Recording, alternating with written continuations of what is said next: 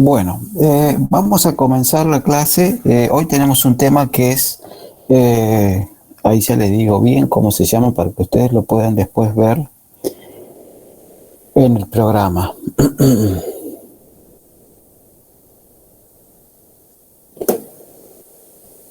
En cuanto a lo que vamos a abordar hoy son las distocias, todos los tres tipos de distocias, que son distocias del canal de parto, distocias de las contracciones uterinas y distocias de causa ovular, y terminando la clase con lo que sería el sufrimiento fetal. ¿Sí? El término distocia habla o nos sugiere siempre a nosotros algo que ha sido dificultoso, ¿sí? Sinónimo de dificultad, sinónimo de que no ha sido del todo normal en este caso el proceso de parto, ¿sí? Espérenme 2 segundos.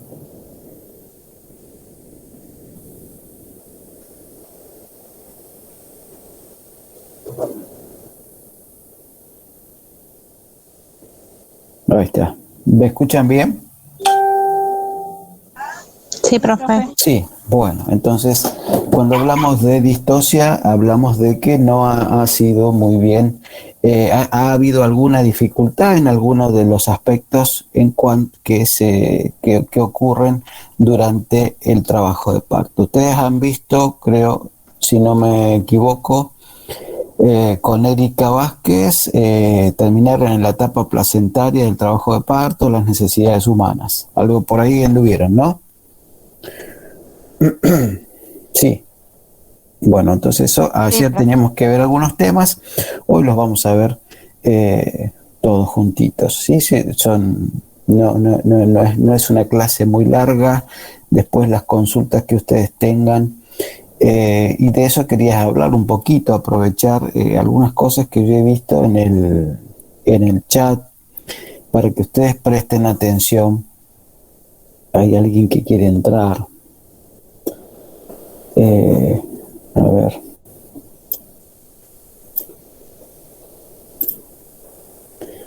Para que ustedes presten atención al momento de escribir en el chat, en el grupo de WhatsApp.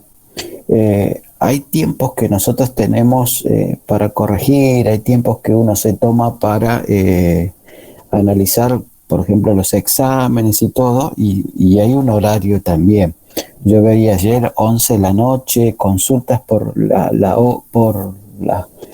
notas y eso, y traten de calmar un poquito las ansiedades. Hay unos tiempos que ustedes tienen que esperar, y conociendo a la Ana de todo el tiempo que trabajamos juntos, es muy ordenada, los plazos se van a cumplir, pero esto de la virtualidad hace que por ahí los tiempos familiares, los tiempos privados de uno, se vean interrumpidos por varios mensajes. Así que fíjense en eso. 11:15, 11:30 ya es como que las consultas al otro día a partir de las 8 de la mañana van a estar y van a ser respondidas. Así que fíjense eso. Anita le escribió ahí en mayúscula, y cuando uno escribe en mayúscula en un chat es un tono bien fuerte de voz, para que ustedes lo tengan en cuenta, ¿sí? Esas son cosas que uno aprende en la virtualidad. ¿Quedó claro?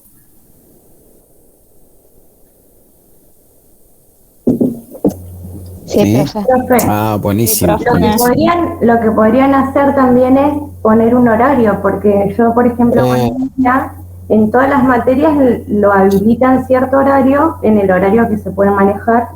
Y sí, ustedes lo que tienen, todo tipo de... lo que tienen que hacer es, le vamos a sugerir a Anita que haga eso, pero lo que tienen que hacer es, cuando uno plantea alguna duda o algo de esto, utilicen la plataforma también, la Pelco, y ahí manden mensajes a la hora que quieran, porque uno no está conectado siempre en esa plataforma. Pero el WhatsApp es el teléfono de cada uno. Entonces sí, vamos a sugerirle eso, de que haya un tiempo.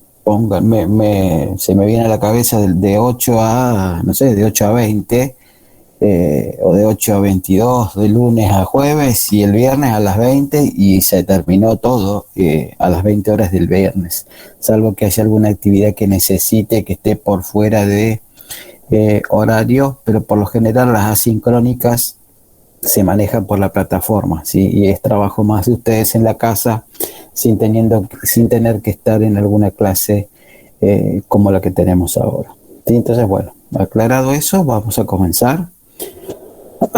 Ya esperamos, ya deben haber entrado todos. Entonces, hoy vamos a hablar de las distocias, las distintas cosas que es una distocia, es una dificultad que se produce, y en este caso estamos hablando de el trabajo de parto, ¿sí? Y son situaciones que pueden llevar a que el finalizar del trabajo de parto, la finalización del trabajo de parto, pueda llevar a que el nacimiento del bebé pueda ser dificultoso, ¿sí? Por algunas situaciones que vamos a conocer hoy, ¿sí? Entonces, estas distocias o estas dificultades, ¿sí? Cuando hablamos de normalidad hablaríamos de eutóxico. Un parto normal es un parto eutóxico, un parto donde hubo alguna dificultad por alguno de los componentes que hoy conoceremos. Hablaremos de un parto distóxico, ¿sí? Entonces, este parto dificultoso o distóxico se puede dar por tres cosas básicas, que son distocias o dificultades en las contracciones uterinas, ¿sí? Dificultades en lo que respecta al canal de parto, ¿sí? Y dificultades o distocias de causa ovular, donde hablamos de las presentaciones, de la situación anómala, del peso, el tamaño del feto, como la macrosomía fetal. Eso también se relaciona con el embarazo múltiple, ¿sí? donde el tamaño es mucho más grande de lo normal porque hay dos bebés. Y terminando con algo que es la consecuencia muchas veces de los partos distóxicos, cualquiera sea la causa, que es el sufrimiento fetal, ¿sí? Entonces, tenemos como definición que distocia es sinónimo de mal parto, de parto anormal o difícil, y eutosia es un parto armonioso o parto normal, a lo que todos estamos acostumbrados. A ver, esto lo vamos a tener porque está queriendo entrar gente y yo no puedo cortar la clase. Espérenme.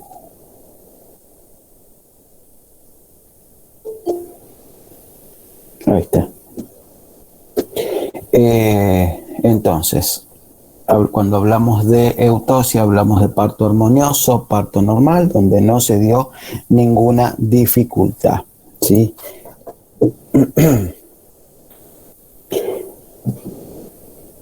Como otra definición, hay una desviación de las diferentes fases del trabajo de parto normal, sinónimos de un trabajo de parto distóxico sería un trabajo de parto disfuncional, progresión anormal del trabajo de parto, ¿sí? Entonces, cuando sucede alguna de estas cosas, hablamos nosotros de un parto distóxico.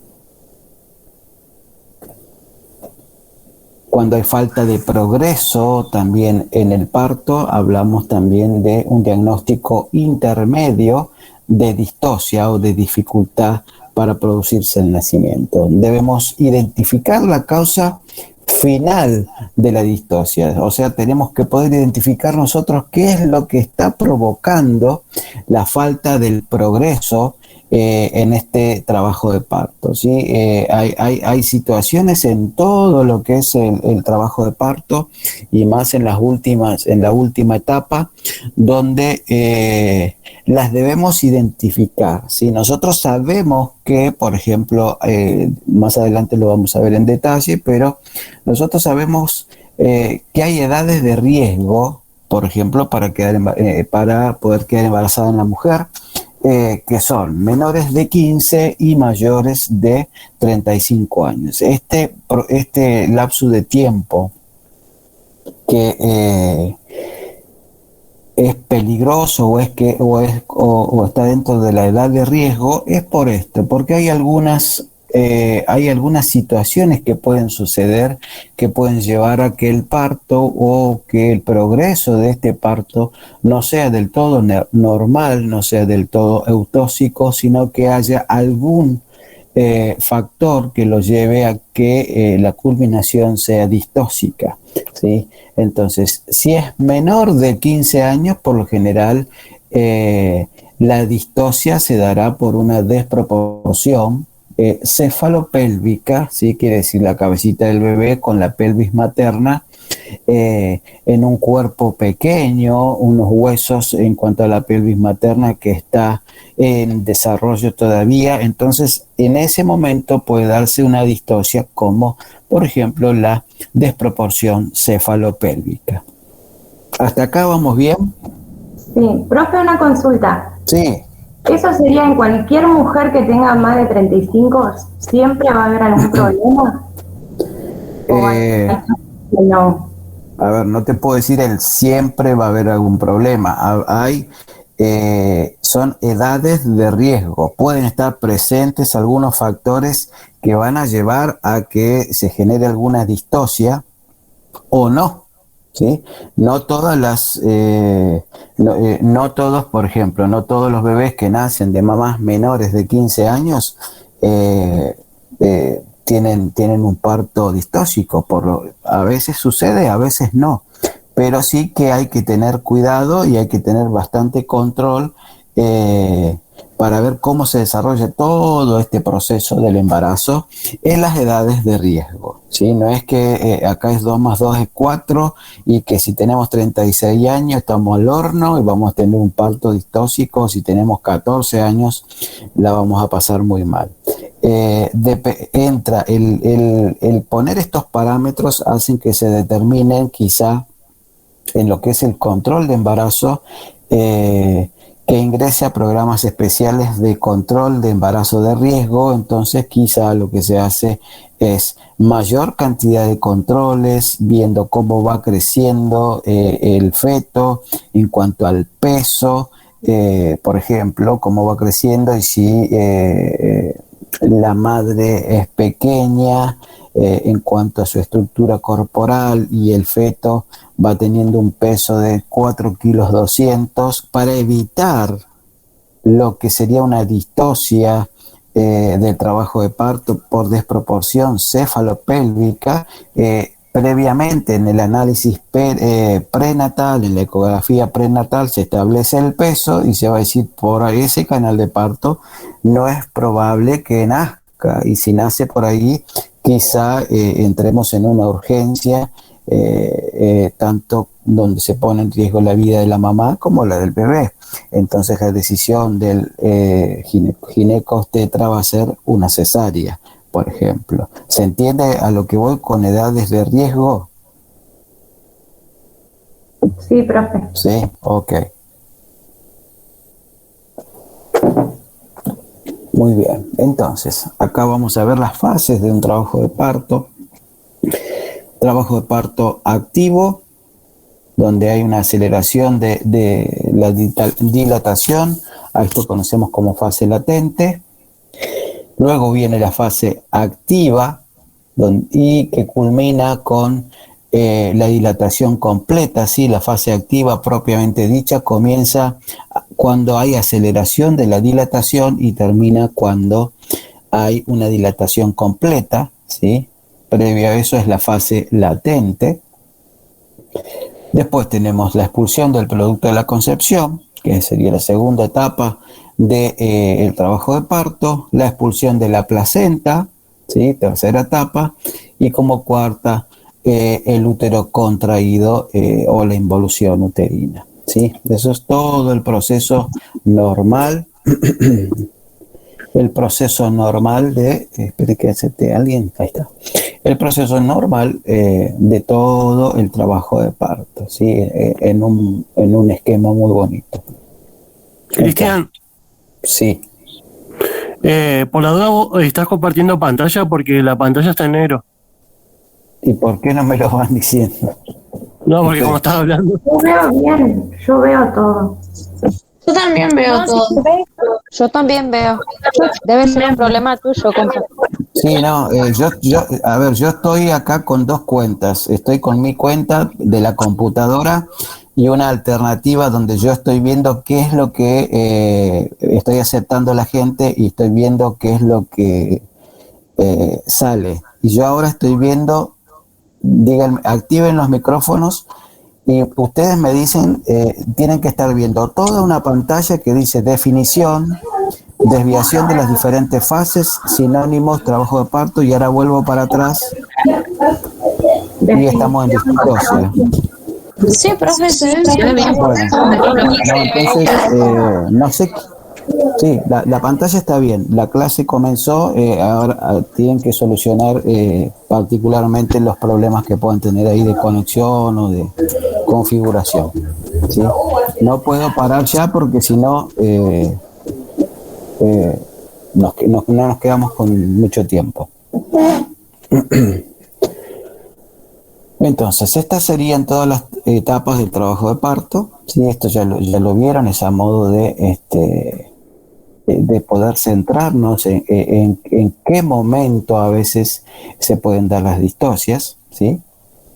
Entonces, ustedes ven que hay fases de dilatación, donde en la fase activa es la fase de dilatación, después tiene la fase de expulsión del producto, expulsión de la placenta, y termina con el útero contraído. Todo sería trabajo de parto. Entonces, en cuanto a la progresión, en que cada etapa vaya desarrollándose con normalidad el trabajo de parto, dependerá de ¿qué? Dependerá del grado de dilatación, de la velocidad de la dilatación, de la altura de la presentación y la velocidad del descenso, ¿sí? La velocidad de descenso. Todo esto, este combo compone lo que sería la progresión del trabajo de parto. Si hay algo que sucede en alguna de estas etapas, es ahí donde ya comienza a vislumbrarse una dificultad en el trabajo de parto. Entonces, como causas de las distocias, podemos hablar de las 3P, ¿sí? Causas de las dificultades en el trabajo de parto. Las 3P serían potencia, anormalidades de las fuerzas expulsivas. Esto está en relación directa con las contracciones y las características uterinas, ¿sí? Cómo es el útero en cuanto a la musculatura, cómo se comporta en esta fase, ¿sí? En cuanto a la potencia. Y ahí vamos a ver las fuerzas como la contracción y los pujos, a ver qué es lo que sucede ahí. La segunda P puede ser causante de una distocia el producto o el pasajero, ¿sí? El pasajero es el feto, básicamente, por alguna anormalidad del producto o del feto. Y la última P es la pelvis materna, o anormalidades del canal de parto. Cada una de estas no es que es que una se relaciona con la otra y una predomina más que la otra, entonces nos va a decir que las contracciones en cuanto a las potencias estuvo muy bien, las fuerzas la madre la hizo muy bien, pero ¿por qué no se terminó en parto vaginal y terminamos en cesárea? Porque la segunda P, el producto, ¿sí? O sea, el pasajero, el feto, en relación a la tercer P, que es la pelvis, ¿sí? Era un feto de alto peso, y no era posible que saliera por esa pelvis. Entonces hubo una desproporción cefalopélvica. El motivo de la distocia entonces tendría ese nombre: distocia por desproporción cefalopélvica en relación del producto con la pelvis materna. ¿Se entiende cómo uno va a ir relacionando? Sí, profe. Otra Okay. cosita igual. Sí. El tema de las 3P, ¿no? Por ejemplo, usted dio un ejemplo que iban a cesárea porque el producto, o sea, el canal de... ¿Puede volver a la otra? Ahí te vuelvo a ver. Porque, o sea, la normalidad era del producto y llegó a una cesárea, digamos. Sí. Por ejemplo, hay problemas de la potencia o problemas de la pelvis, ¿también llevarían a una cesárea? Depende en qué momento, vieron, por eso les puse la plaquita, la primera plaquita con todos colorcitos, depende en qué momento estemos del trabajo de parto, en qué etapa.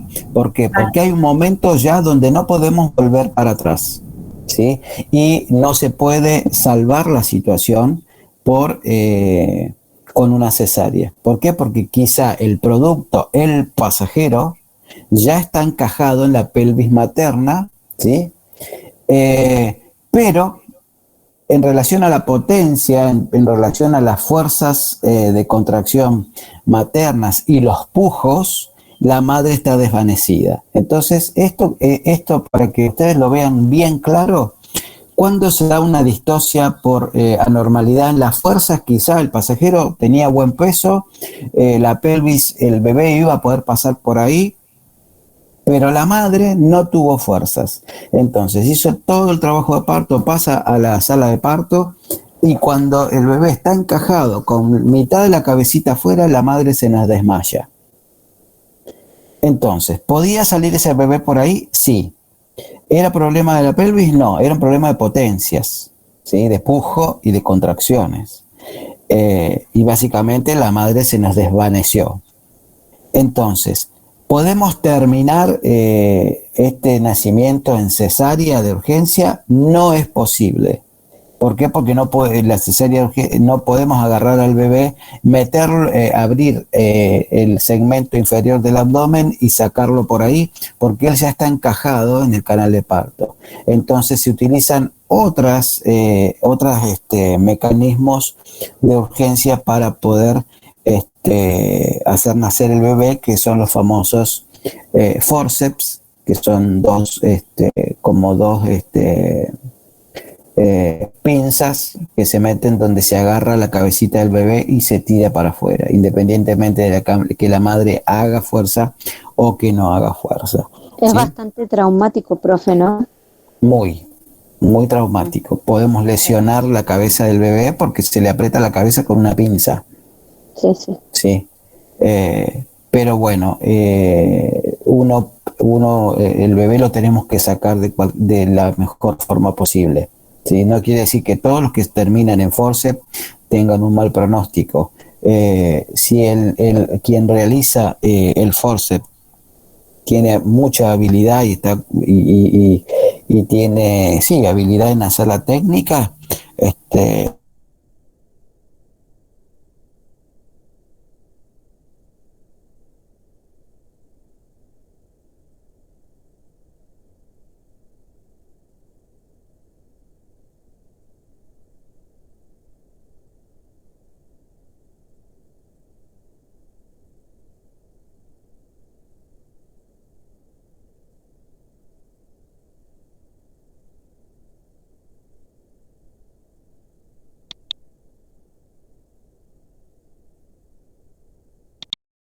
anoten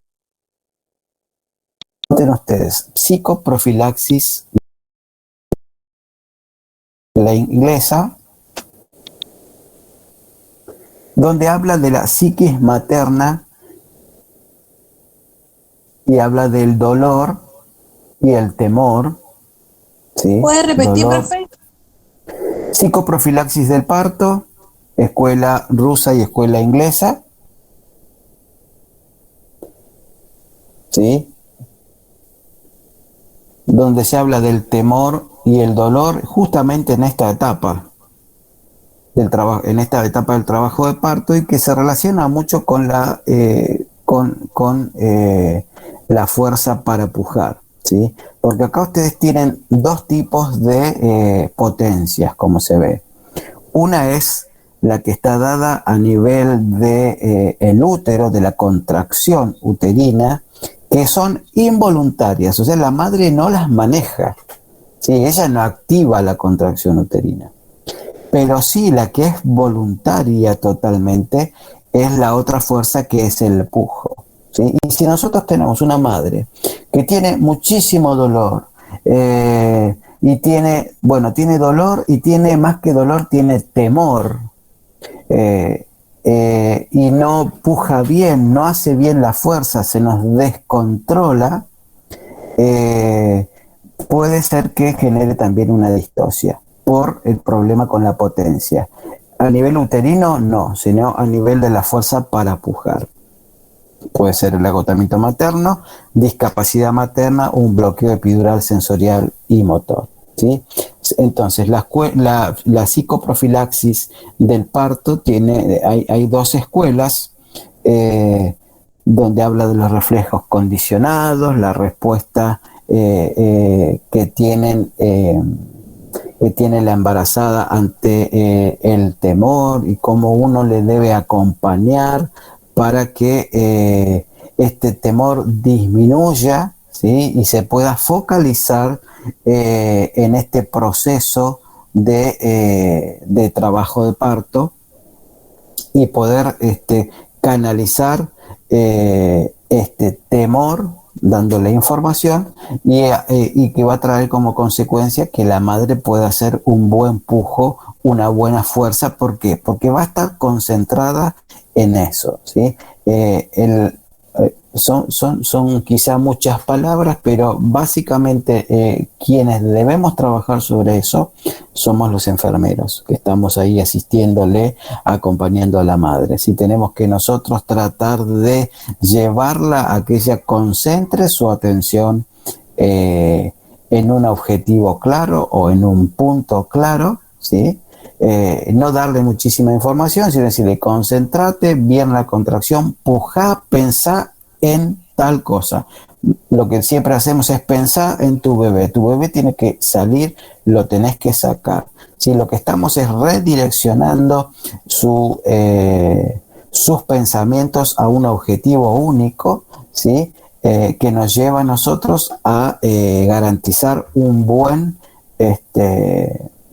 una buena fuerza por parte de la mamá, que son los conocidos pujos, ¿sí? Muy bien.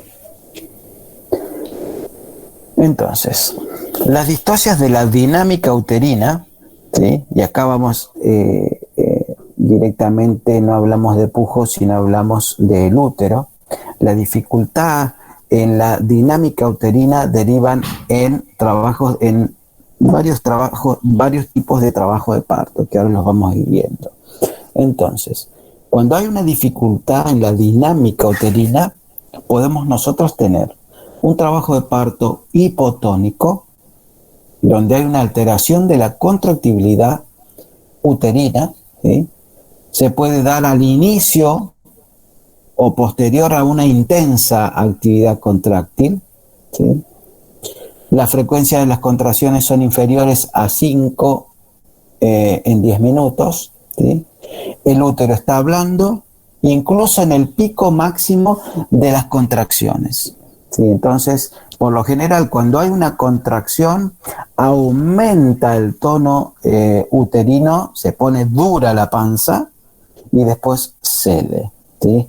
Cuando hay una alteración de la dinámica uterina en un trabajo de parto hipotónico, aun cuando estemos en el acme de la contracción, en el punto máximo, vamos a tocar la panza y va a estar blanda. Entonces, esto va a llevar a que estemos en una distosia conocida como trabajo de parto hipotónico. No tiene la capacidad de contracción este útero, ¿sí? ¿Cuáles son las causas? Las causas son, las más comunes son la desproporción pélvica cefálica y posiciones viciosas. También las fuerzas secundarias o esfuerzos del pujo resultan afectadas cuando se administran grandes cantidades de analgésicos, entonces, o el uso de anestesia que produce un bloqueo del reflejo, ¿sí? Otros factores son el agotamiento materno, hidratación inadecuada, falta de consumo de alimentos y la posición materna durante el parto. Pasamos después a lo que es trabajo de parto hipertónico. Las contracciones son superiores a 5 en 10 minutos. La mujer presenta contracciones que se asocian con dolor que no guarda relación con la intensidad y no producen dilatación o borramiento del cérvix. Estas contracciones casi siempre aparecen en la fase de latencia, cuando la dilatación es menor a 4 centímetros. Por lo general son incoordinadas y son frecuentes, ¿sí? Acuérdense de esto, no producen dilatación o borramiento. La fuerza de la contracción puede estar en la región media del útero, ¿sí?, en vez de estar en el fondo. Y el útero no se puede relajar del todo entre cada una de las contracciones. Espero que admito a alguien. Listo. La mujer experimenta fatiga excesiva y expresa preocupación por la pérdida de control a causa del dolor y la falta de progreso. Es decir, ¿cómo la vamos a tener? Esta mamá que va a estar en trabajo de parto va a tener contracciones que no van a generar un cambio en el cuello del útero, no va a haber dilatación o borramiento del cérvix, pero sí le van a generar dolor, ¿sí? Y aquí comienza a ser muy importante el rol del enfermero porque tenemos que trabajar sobre la psiquis materna para que pueda controlarse, para que pueda manejar el dolor, porque si no se nos va a cansar, ¿sí? Se nos va a cansar sabiendo que cuando hay un trabajo de parto hipertónico, hay falta de progreso, ¿sí? No se produce dilatación ni borramiento del cérvix, entonces va a haber dolor, va a haber contracciones, va a haber dolor, pero a nivel de la dilatación y el proceso del trabajo de parto no va a haber progreso. Entonces la mamá va a estar muy estresada, muy dolorida, con mucho temor, y esto para las etapas posteriores puede ser un problema, ¿sí? Porque puede llegar muy cansada sin poder en las próximas etapas, sin poder ella trabajar conscientemente sobre lo que son los pujos y el manejo del dolor ya en otra etapa del trabajo de parto.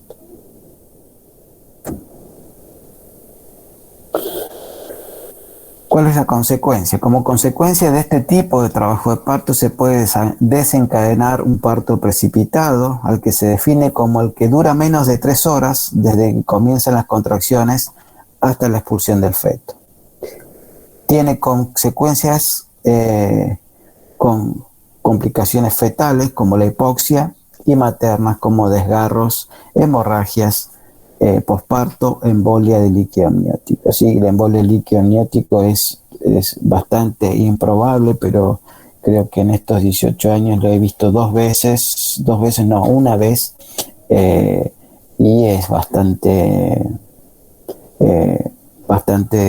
mala, o sea, lleva a la muerte del bebé, ¿sí? Y a la madre también. Es una situación bien compleja.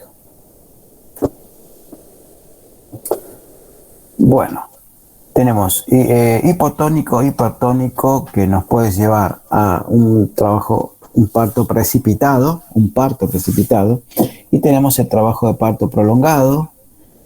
A este lo definimos cuando el parto supera las 12 horas de evolución.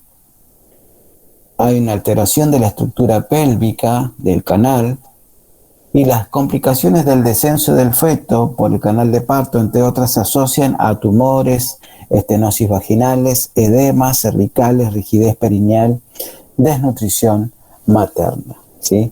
Entonces, eso es lo que decimos sobre trabajo de parto prolongado. Se asocia también a una pelvis de tamaño inmaduro, predispone a algunas madres adolescentes a las distocias pélvicas. Las presentaciones de cara y de hombro es alta debido a que estas presentaciones impiden el encajamiento y el descenso fetal, y el riesgo de prolapso de cordón también es elevado, ¿sí? Muy bien. Terminamos con la primera partecita de toda esta charla donde hablamos de las distocias, de lo que sería las fuerzas, ¿sí? Que daban trabajo de parto hipotónico, y ahora pasamos a la distosia cuando hay algún grado de dificultad o algún factor que dificulte el desenlace del parto en el canal de parto, ¿sí? Entonces, como distosia del canal de parto, una de las que tenemos es la desproporción pélvico-cefálica, ¿sí? También la conocemos como una desproporción fetopélvica o desproporción fetopélvica. Estaba pensando en otro nombre más común, pero desproporción cefalopélvica. Tenemos desproporción pélvico-cefálica, denominada desproporción fetopélvica o cefalopélvica, ¿sí? Se relaciona con un aumento excesivo del tamaño fetal o macrosomía, ¿sí? Cuando hay una desproporción cefalopélvica, el cual se asocia con diabetes mellitus materna, obesidad o multiparidad. En tanto que la pelvis materna pequeña se vincula con talla pequeña menor a 1,5 metros o bien a malformaciones. Entonces, se puede dar una distosia del canal de parto por dos cosas, ¿sí? Porque haya una desproporción pélvica cefálica desproporción pélvico-cefálica en relación a qué? En relación al feto con la pelvis o en relación a la pelvis con el feto. Ahí creo que los mareé un poquito. Entonces, ¿cuándo se da una desproporción o una distosia del canal de parto por desproporción cefalopélvica? Se puede dar por lo general por dos situaciones. Una que está directamente relacionado con el feto, ¿sí?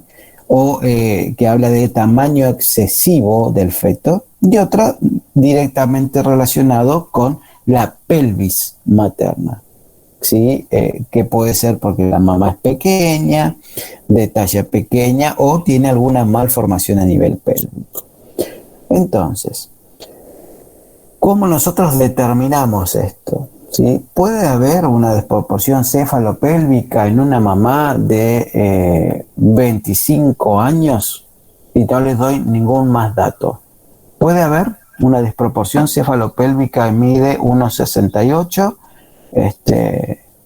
y tiene 25 años. ¿Puede haberla? Díganme sí o no.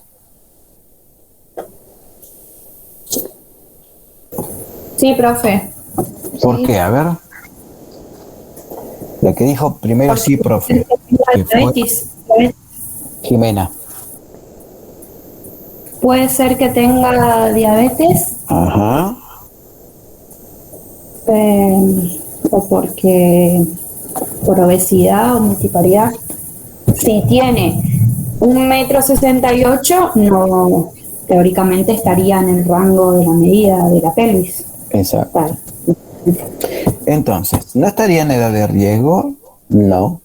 La edad sería una edad promedio, pero se puede dar una desproporción cefalopélvica por quizá diabetes mellitus materna. Pero, ¿por qué por la diabetes? ¿Qué es lo que provoca la diabetes? La diabetes, hay a nivel fetal, ¿sí? que ustedes tienen que entender cómo es este proceso. Hay una hiperproducción a nivel del páncreas fetal, estoy hablando, no del páncreas materno, sino páncreas fetal. Hay una hiperproducción ¿de qué? De insulina ¿sí? Entonces la insulina tiene un efecto anabólico en el feto. Entonces son bebés que crecen y son más grandes de lo normal o tienen mayor tamaño que otros recién nacidos de su misma edad gestacional donde la mamá no ha tenido diabetes mellitus materna.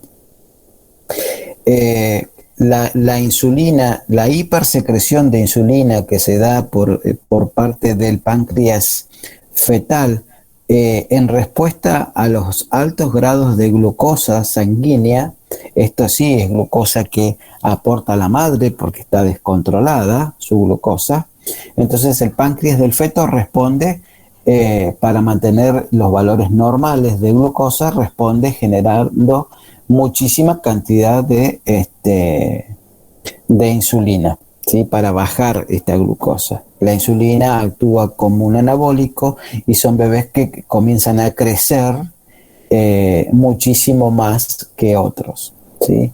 Entonces ustedes van a tener un bebé que de 36 semanas que puede llegar a pesar 5,5 kilos, cuando lo normal entre 36 y 37 semanas estaríamos entre 3,5 kilos y 3,8 kilos. Entonces, ahí se daría, por eso es que nosotros decimos que cuando la embarazada tiene diabetes gestacional, la consecuencia de esta patología en el feto es que van a ser fetos macrosómicos, es decir, donde el crecimiento y desarrollo no van a la par. Se crecen más que lo que se desarrollan, ¿sí? Porque nunca dejan de ser un recién nacido de 37 semanas, pero se parecen a un bebé de 3 meses y medio, ¿sí? Por el peso. Entonces, esta desproporción puede generar una de estas distocias del canal de parto, que sería por desproporción pélvico-cefálica. Y también lo que puede generar una distocia del canal de parto por desproporción pélvico-cefálica sería alguna malformación a nivel de la pelvis materna o que sea una mamá pequeña, ¿sí? Pequeña en cuanto a talla, entonces sabiendo nosotros el peso ya... Sí. Profe, yo iba a decir eso, había dicho que sí, por ese caso de que la mamá hubiera tenido algún accidente, ¿no? En la fractura de cadera y que no, quizás no podría realizar el trabajo de parto. Exactamente. Entonces, todo eso, por eso es tan importante también todo lo que ustedes están viendo o han visto ya de control prenatal. Todas estas cosas se van determinando en el control prenatal, ¿sí? Sí, por ejemplo, si nosotros sabemos que hay un antecedente de una fractura de cadera o hay algún tipo de malformación a nivel de la pelvis materna, y bueno, será indicación de cesárea el nacimiento de este bebé, ¿sí? ¿Por qué? Por la presencia de un factor de riesgo para una distocia del canal de parto, ¿sí? Ahí se entiende un poco más de lo que nosotros estamos hablando, haciendo un análisis mucho más abarcativo de la situación al momento de decidir cómo va a nacer el bebé, ¿sí? La proporción pélvico-fetal se valora durante la gestación, pero el diagnóstico final se establece en el trabajo de parto. Cuando se detecta desproporción pélvico-fetal, el parto será quirúrgico, ¿sí? Problemas de la pelvis, desproporción cefalopélvica, hay una frecuencia de 1 en 250 partos, puede estar dado también por el peso fetal o tamaño cefálico mayores de lo usual. El diagnóstico definitivo es retrospectivo y los tipos de pelvis pueden ser ginecoide, andropoide, que tienen buen pronóstico, el androide y platipeloide tienen un pronóstico de distocia, y las deformaciones pélvicas que pudieran haber. Causas fetales que incluyen vicios de presentación o de posición, ¿sí? Malformaciones, tamaño excesivo, macrosomía fetal, podemos decir así, y número de fetos, ¿sí? Que esto sería el pasajero. Un embarazo gemelar puede llevar también a un trabajo de parto con algún problema en la pelvis materna, ¿sí? Entre los vicios de presentación más frecuentes se encuentra, y acá vamos a hablar de las presentaciones. La presentación es la parte fetal que se ofrece hacia la pelvis materna. A eso determinamos como presentación. Es la parte fetal que ofrece a el canal de parto. Entre los vicios de la presentación más frecuentes se encuentran la de nalga o podálica, asociada con gestaciones múltiples, anomalías fetales y maternas, hidramnios y oligohidramnios. Se detecta por palpación, ¿sí? Uno lo que hace es, con la maniobra de Leopold, uno va viendo qué parte fetal se ofrece hacia la pelvis materna. También por examen vaginal y ecografía. La frecuencia cardíaca fetal se oculta por encima del ombligo. Habitualmente, en estos casos de presentaciones de nalga o podálica, el parto es quirúrgico, es decir, se realiza una cesárea, ¿sí? ¿Cómo vamos? Bien, profe. Bien, muy bien. Tengo que tomar un poquito de té. Seguimos.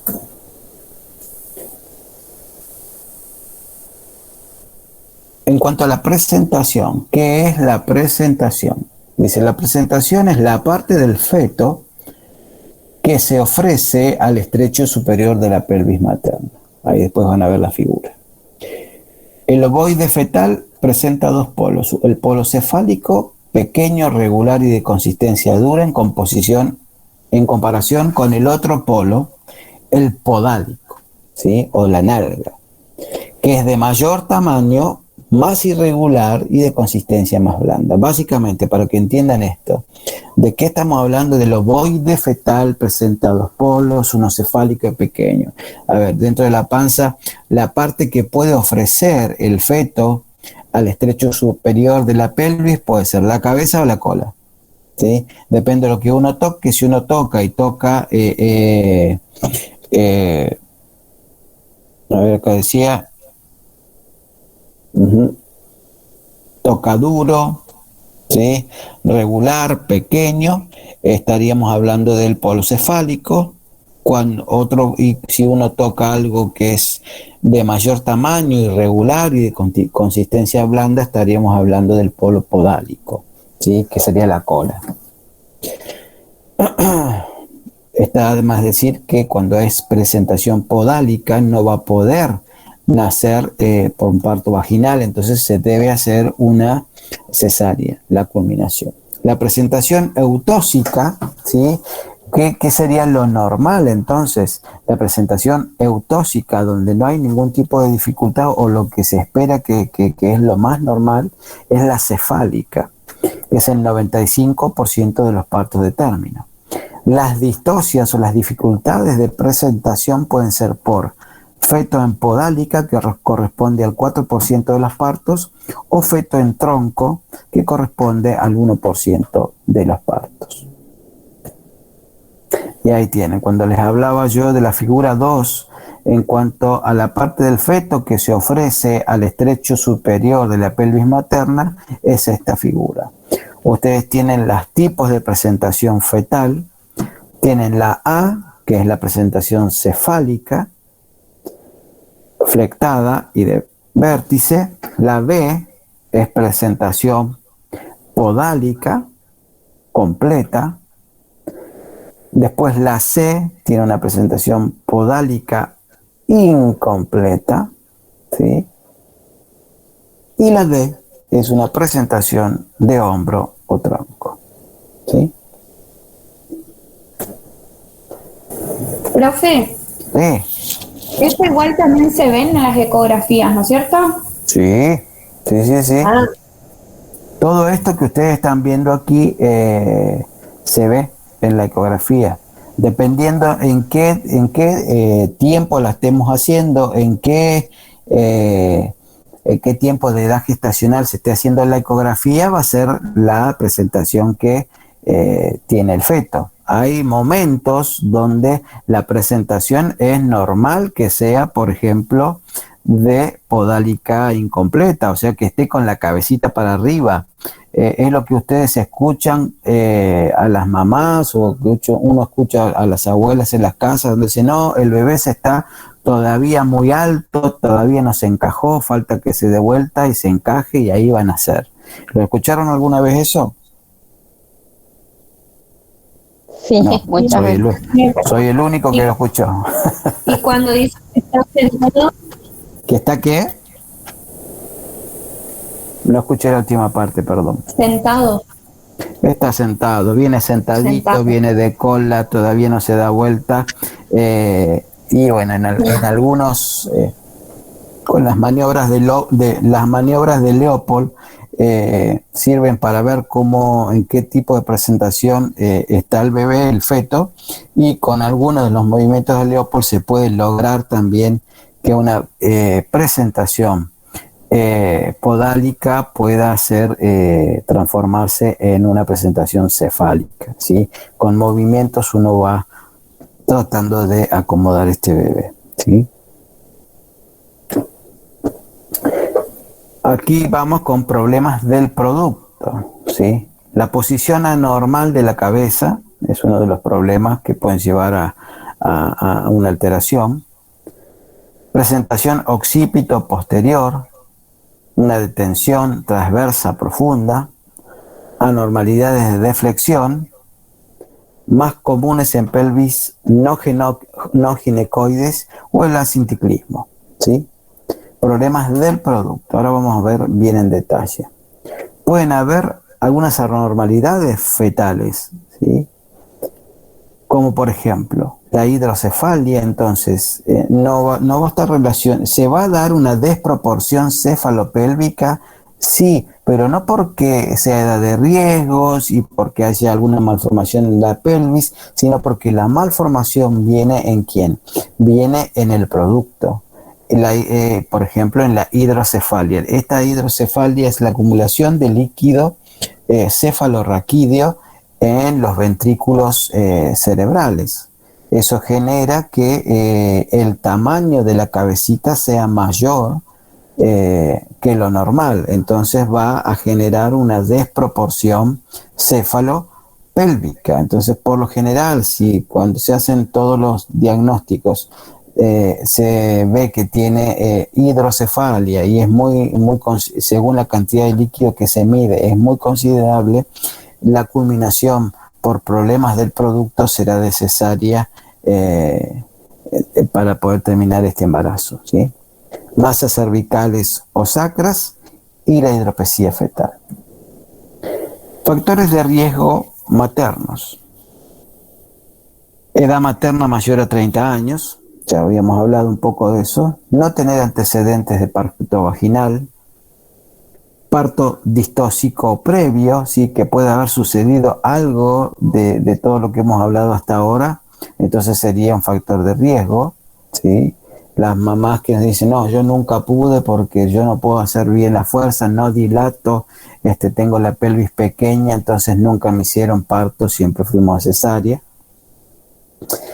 Pelvis no ginecoide, bajo o alto peso al nacer, lesión uterina concomitante, si esto quiere decir que haya alguna alteración a nivel del útero, entonces estas lesiones uterinas serían un factor de riesgo para la culminación del parto. Entonces hay que ver si hay cesáreas anteriores, si nunca hubo parto, pero 2 cesáreas anteriores, han tenido ya muchos chicos. Lo que es la elasticidad y en cuanto a las características de la musculatura uterina no es la mejor, entonces la culminación muchas veces será de cesárea por las características de las fuerzas en cuanto al útero que debe generar la contracción, ¿sí? y tener una madre con antecedente de distosia. Producto mayor de 4 kilos, macrosomía fetal. Producto masculino, siempre que sea varón, parece que trae bastantes problemas. Y que no haya una presentación cefálica sino de vértex. ¿Sí? Bueno, y acá vamos a entrar a algo que creo que no queda mucho tiempo más, pero no quedan muchas placas más, perdón, pero son interesantes. Hay un tipo de distosia que se da por detenciones o interrupciones, ¿sí? ¿En cuanto a qué? A desaceleraciones. Esto en cuanto a la frecuencia cardíaca fetal, en cómo reacciona el feto durante la contracción. Muchas veces ustedes van a escuchar que le hacen a la mamá el monitoreo, ¿sí? El monitoreo previo durante está en trabajo de parto y le hacen un monitoreo, que es que le ponen un transductor en el abdomen de la mamá de forma continua, que está conectado a un monitor que va alargando un papelito, ¿sí? Y monitorea la frecuencia cardíaca fetal y también muestra ese papel los tiempos de contracción, ¿sí? Muestra cada cuánto se va haciendo la contracción y cómo reacciona el feto en cuanto a la frecuencia cardíaca fetal en el momento de la contracción. A esto se lo conoce como DIPS, ¿sí? Entonces, la normalidad de un monitoreo se da la normalidad cuando durante la contracción uterina es normal, ¿sí? Es normal que se produzca una desaceleración de la frecuencia cardíaca fetal porque hay una disminución del flujo sanguíneo al feto, ¿sí? Porque se contraen los vasos del útero, entonces el aporte de oxígeno, el aporte de nutrientes cesa porque cesa el flujo sanguíneo al feto. ¿Se entiende esto? ¿Hasta ahí vamos bien? Porque si no entendemos esto no puedo seguir. Díganme alguien sí. Sí, se entiende. Ok. Entonces, la normalidad es que cuando hay contracción, cesa el flujo sanguíneo al feto. Entonces, durante el tiempo de contracción hay desaceleración de la frecuencia cardíaca fetal. Hay bradicardia, ¿sí? Pero a medida que la contracción va decayendo, lo normal es que vaya recuperándose la frecuencia cardíaca fetal, ¿sí? Cuando sucede esto, que se comporta así la frecuencia cardíaca fetal al momento de la contracción, decimos que estamos en DIP 1 o desaceleración tipo 1 y sería normal. Después tenemos DIP 2 y DIP 3. ¿Qué quiere decir esto? En el DIP 2 se genera la contracción, hay disminución de la frecuencia cardíaca fetal, pero cuando cesa la contracción, la frecuencia cardíaca fetal no recupera rápidamente, sino que tarda un poquitito más, ¿sí? A ver si yo puedo hacer un dibujito acá. Creo que sí. Vamos a usar la tecnología. Ahí. Yo les voy a poner con amarillo. ¿Se ve el dibujo? Sí, se ve. Sí, se ve. ¿Qué nivel? Es la primera vez en 20 años que hago esto, ¿eh? Entonces, este amarillo sería la contracción. Esto es un monitoreo, ¿sí? Ahora vamos a cambiar de color.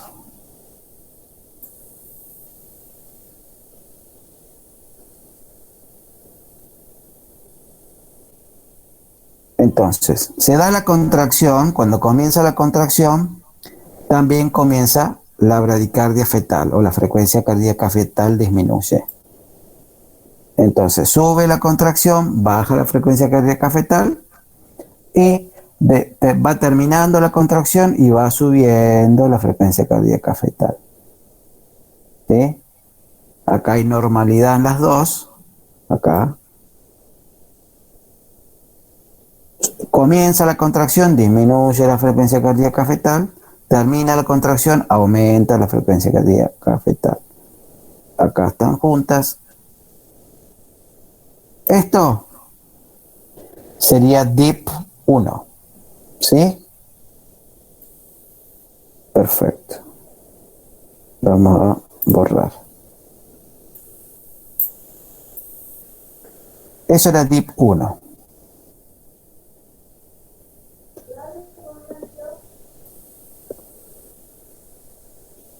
Aquí tenemos contracción.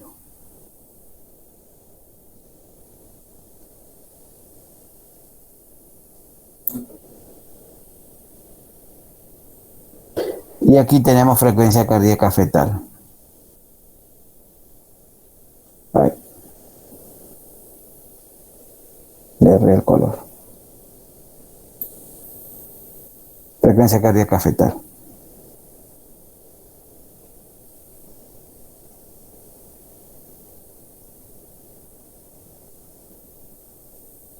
¿Ven la diferencia?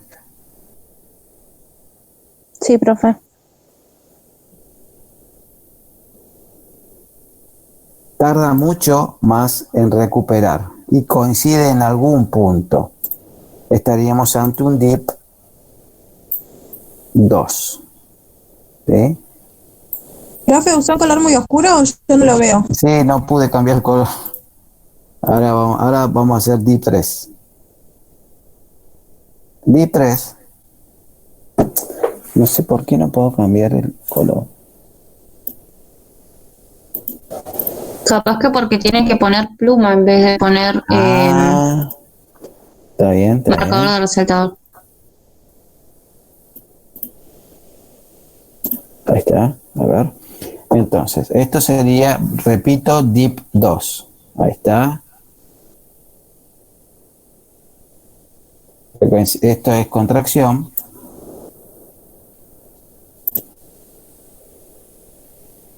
Frecuencia cardíaca fetal.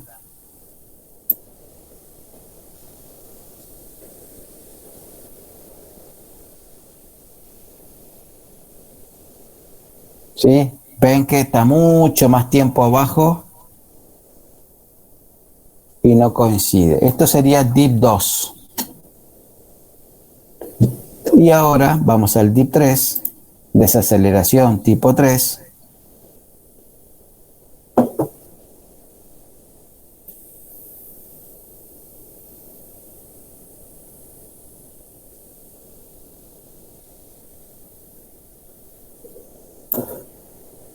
La desaceleración tipo 3 sería así.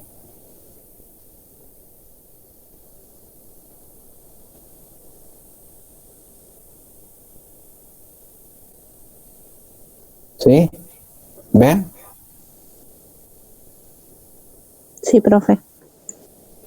Esto habla de que este bebé, que es lo rojo, frecuencia cardíaca fetal, casi siempre, no se recupera entre contracción y pasa más tiempo de lo normal, todo este tiempo que está por aquí abajo, en bradicardia, ¿sí?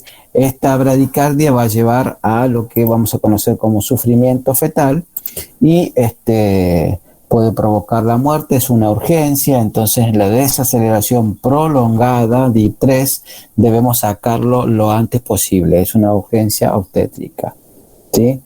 Otros tipos de distocias son la detención de la dilatación. No hay dilatación, el cuello no se abre, entonces tenemos que resolver eso. Y detención del descenso.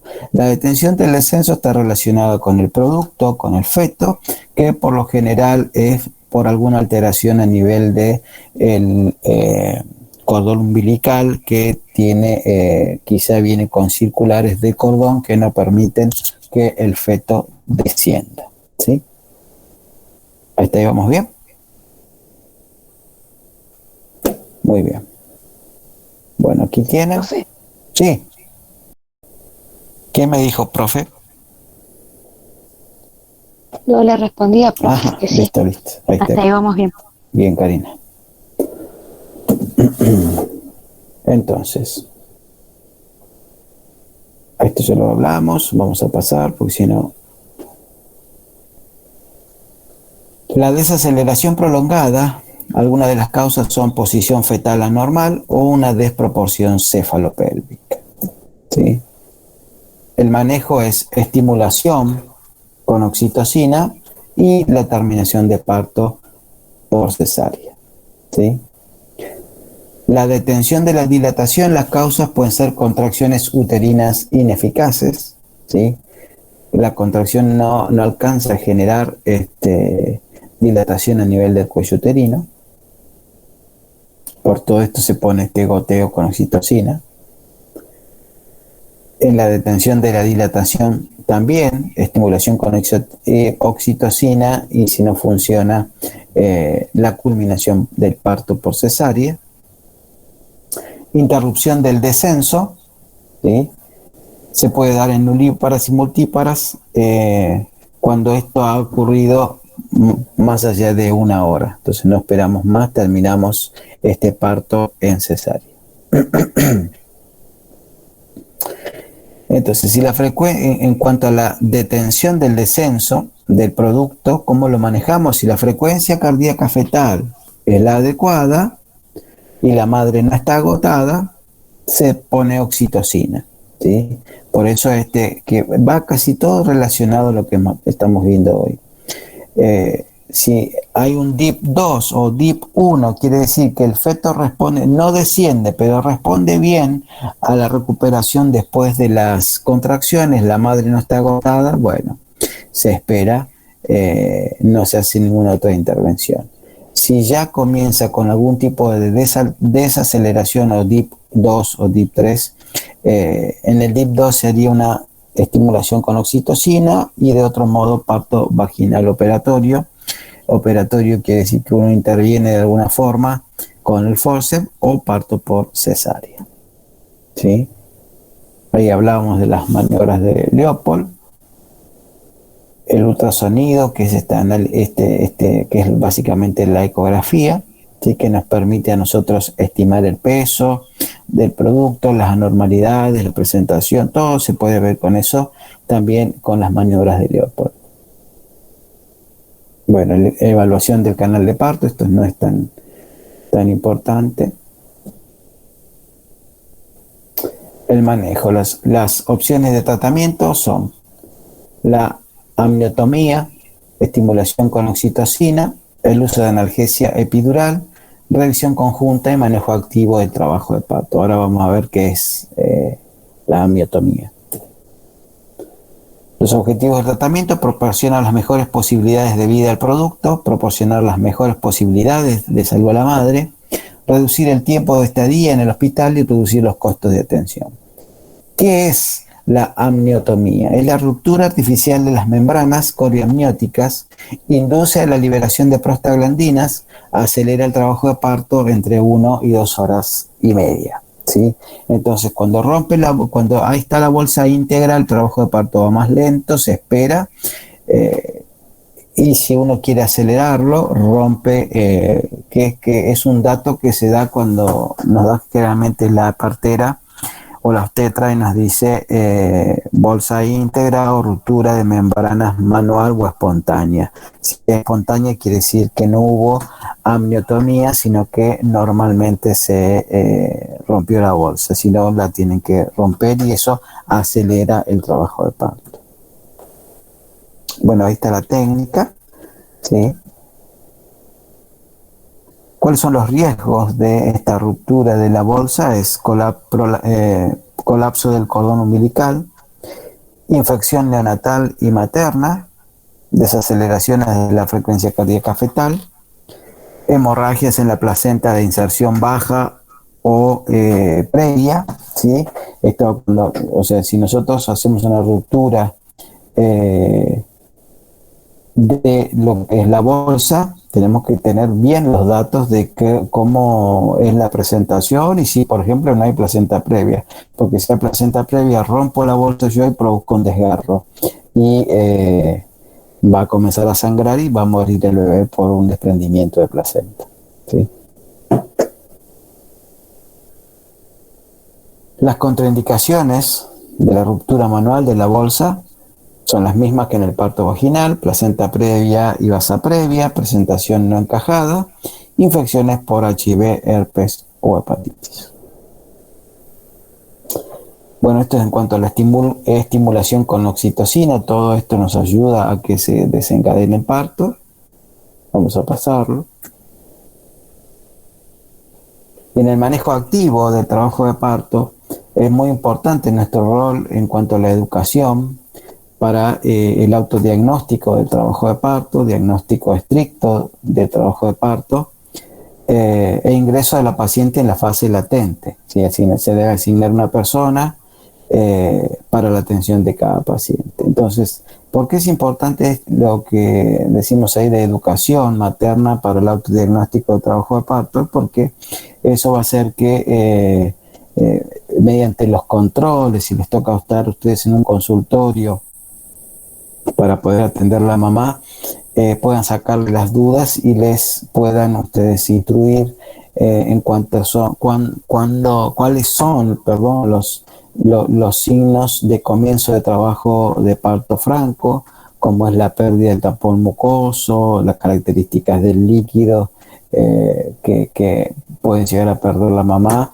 porque a veces se confunden y no están en trabajo de parto, entonces van y tienen que regresar nuevamente a su casa. Entonces, en la educación previa, en los controles de embarazo y tanto en el acompañamiento durante todo el proceso de trabajo de parto y la culminación ya cuando el bebé nace, y más en esta semana de donde hablamos del parto respetado, la mamá decide con quién le acompañe en todo este proceso, que puede ser su esposo, algún familiar o la persona en la que genere mayor confianza. A veces las mamás no quieren que entre el esposo o su pareja porque se ponen más nerviosas por la pareja que por el proceso del trabajo de parto.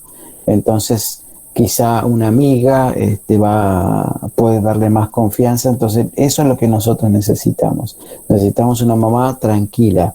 Y ustedes lo van a ver cuando lean lo de la escuela inglesa, escuela rusa, la psicoprofilaxis del parto en cuanto al temor y el dolor, que esté acompañada, que esté informada y que ese acompañante le genere a ella una confianza, o quizás nosotros le generemos una confianza.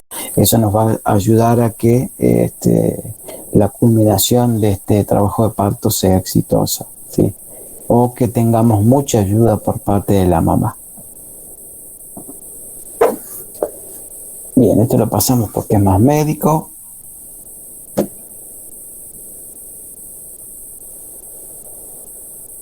Bueno, y una de las complicaciones de la distocia, sí, es la coriamionitis. Esto ya lo habíamos visto en otra clase. Una distocia va a llevar a cesárea, lesiones fetales por mala posición y puede llevar también a lo que conocemos como sufrimiento fetal. ¿Sí? Un trabajo de parto anormal se asocia con sufrimiento fetal si el partograma cruza la línea de alerta. Por lo general hay necesidad de resucitación fetal si el partograma cruza la línea de acción. Entonces, una de las complicaciones es el sufrimiento fetal, y este es el último tema que hablamos en esta tarde. El sufrimiento fetal lo podemos definir como aquella asfixia progresiva que, si no es corregida o evitada, provoca una descompensación de la respuesta fisiológica, desencadenando un daño permanente del sistema nervioso central, falla multiorgánica y muerte, ¿sí? Que puede llevar a la muerte del feto y de la madre, ¿sí? Entonces, el sufrimiento fetal agudo es una asfixia progresiva que hay que tratar de revertirla, porque un tiempo progresivo y excesivo de asfixia a nivel fetal provoca toda una alteración del medio interno, como acumulación de ácido láctico, hipercapnia, hipoxia, con lo que eso genera a nivel del sistema nervioso central del feto, y por ejemplo por supuesto la falla multiorgánica, y la consecuencia mayor, que es la muerte. ¿Cuál es la etiología del sufrimiento fetal? Las causas están relacionadas con una interrupción tanto del aporte de oxígeno y nutrientes como la eliminación de los productos metabólicos. El sufrimiento fetal suele ser multifactorial, hay muchas causas y se pueden ordenar en 4 clases, ¿sí? Dependiendo del origen. Origen materno, ¿sí? Origen placentario, funiculares y de origen fetal, ¿sí? Esta es nuestra última plaquita. Acá ustedes tienen las causas del sufrimiento fetal. Las maternas, la causa puede ser la hipotensión, hipovolemia, disminución del aporte de oxígeno, enfermedad vascular, vasoconstricción con arteria uterina. ¿Cuáles son los ejemplos de esto? De hipotensión, compresión aorto-cava, bloqueo simpático. En lo que es hipovolemia, hemorragia y deshidratación. En lo que es la disminución del aporte de oxígeno, hipoxemia y anemia. Y enfermedad vascular, hipertensión inducida por el embarazo, diabetes, lupus, eritematoso sistémico. En cuanto a las causas de tipo placentarias, la causa sería la hipertonía uterina, que nos va a llevar a una hiperestimulación y un desprendimiento prematuro de placenta, que va a llevar al sufrimiento fetal. Funiculares, la causa sería la compresión, la prosidencia del cordón y la vasoconstricción de la vena y la arteria umbilical. Los ejemplos son oligoamnios, circular de cordón, hematoma,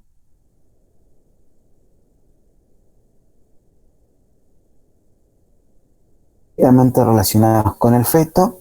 Puede ser por anemia, puede estar dada por una hemorragia o arritmias, ¿sí? Por alguna alteración a nivel de el corazón, ¿sí? Puede venir con alguna patología que se conocen como cardiopatías congénitas, ¿sí?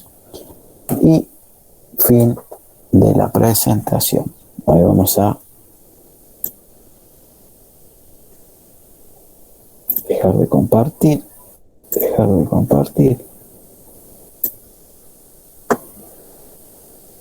Muy bien, creo que ahí me ve. ¿Ustedes me ven a mí ahora? Sí, profe. Sí, Profe. Ahí estamos. Bueno, muy bien. Entonces, esta ha sido la clase de hoy. Es una clase que es un poco aburrida, pero bueno, hace a lo que nosotros cuando atendemos un parto tenemos que conocer muchísimos detalles, por eso tanto hincapié que hacemos cuando hablamos del control del embarazo, los números de controles, las patologías maternas.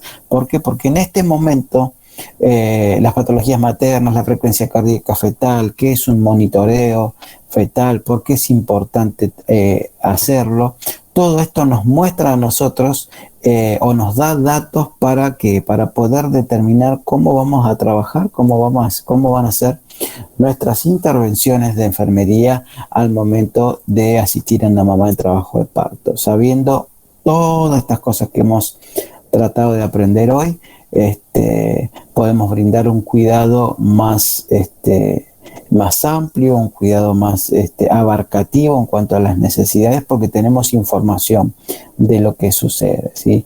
Entonces, si bien la situación no la podemos cambiar, podemos trabajar sobre las situaciones que sí son modificables. Es muy importante en todo en toda esta charla lo que es la psicoprofilaxis del parto, las dos escuelas, rusa e inglesa, y cuál es el rol de enfermería en el manejo de el temor materno que va a llevar a descontrolar a la mamá y que quizá las sensaciones dolorosas normales del trabajo de parto y el parto, si eso no está controlado, puede desencadenar en una distosia del trabajo de parto. En este caso sería por las fuerzas maternas, ¿sí? Entonces ahí esos son los enganches, esta es la integración que nosotros debemos hacer desde la teoría, que a veces es engorrosa, a la práctica que nosotros tenemos diariamente. Lo que yo voy a tratar de buscarles es algunos videos y subirlos a la PEDCO, compartirles los links por el grupo para que ustedes vean cómo es un parto, los que no lo vieron. Hablamos de forceps, hablamos de goteos de oxitocina, cómo se preparan y todo eso, armar algunos tutoriales para que ustedes lo puedan ir viendo. ¿Les parece? Bueno, profe. Ok, entonces El bueno. material que tenemos nosotros, profe, son 3 textos, ¿no? Lo que doy. Sí, hay ustedes si van a la bibliografía que está obligatoria, hay varios textos más. Hay cerca de, a ver, ya les digo. No lo tengo en esta computadora, lo tengo en la otra, pero hay cerca, vayan a lo que es la bibliografía de la unidad 3. La unidad 3, ahí está Problemas todo. con las fuerzas, ese es uno. Exactamente.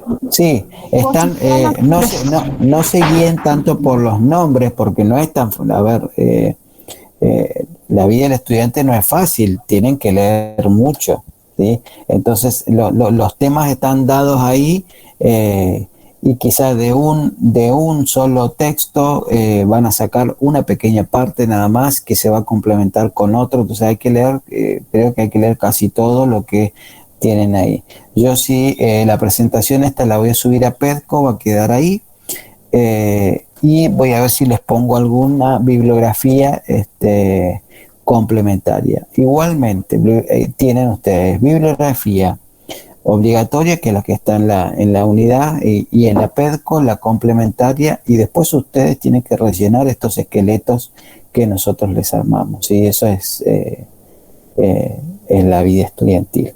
Así que bueno, ahí quedamos, terminaría nuestra clase de hoy. Creo que ya nos vemos dentro de un par de semanas con un trabajo práctico neonatal. Y después ya empezamos con los temas que personalmente son los que más me gustan, porque son los que hacen a mi especialidad, que es neonatología. Así que disfruten esta tarde de acá en Cipolletti está lloviendo, hace frío, está nublado, así que ahora me voy a tomar los mates que ustedes no prepararon. ¿Sí?